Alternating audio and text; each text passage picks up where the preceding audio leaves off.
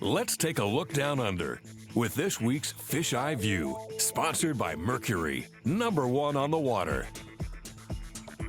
Many of our viewers wonder about the actual size of fish being presented on the Fish Eye View. It's a tough call. You really need something nearby for scale. Knowing the size of a bait, for instance, it's possible to measure things out. Fact is, perspective is a funny thing. When fish are further away from the camera, you get the impression they're smaller. Put those very same fish up close and it's a different story. Off in the distance, it's hard to believe this is the very same smallmouth. In order to deliver a realistic viewpoint of true size, we intentionally set our camera at a focal distance of 2 feet, hoping all the action happens there. Any closer, and things are blown out of proportion. Above water shots are the same. Anything further back appears smaller than up close.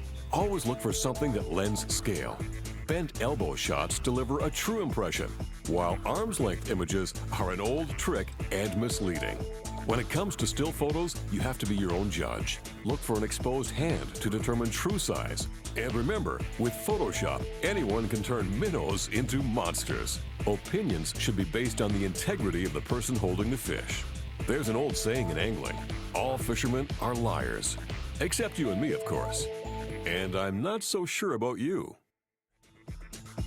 Like any sport, if you spend enough time fishing, you eventually become good at it. Master a few baits and techniques, and you may even become a professional angler. As time passes, the only real threat to anyone's continued success is themselves. It's just human nature to find things in life that work for us and then cling to these with stubborn determination. Enjoy a few good days doing your thing. It's amazing how easy it is to get stuck in a rut. Certain baits, a method, or even a fishing pattern, suddenly you're trapped in a line of thinking. Problem is, the world is constantly changing, and so too is fishing.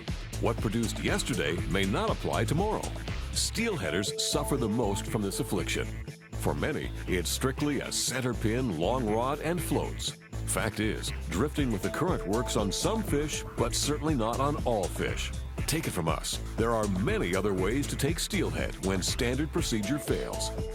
To become truly successful all-round anglers, we need to be open to new concepts and ideas. Always make it a point to try something different every time you head out, even if the old standby is working.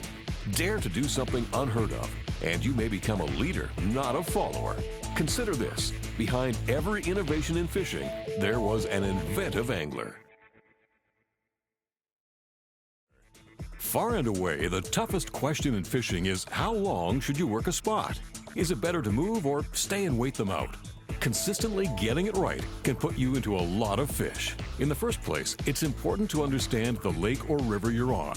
Certain waters have resident fish that hold on structure, in some cases for much of their lives. That's a perfect setup for tournament-style run-and-gun fishing. Even so, the tendency is to quickly hit or miss any aggressive fish, then move on. Sticking around longer while trying different baits can lead to bigger things.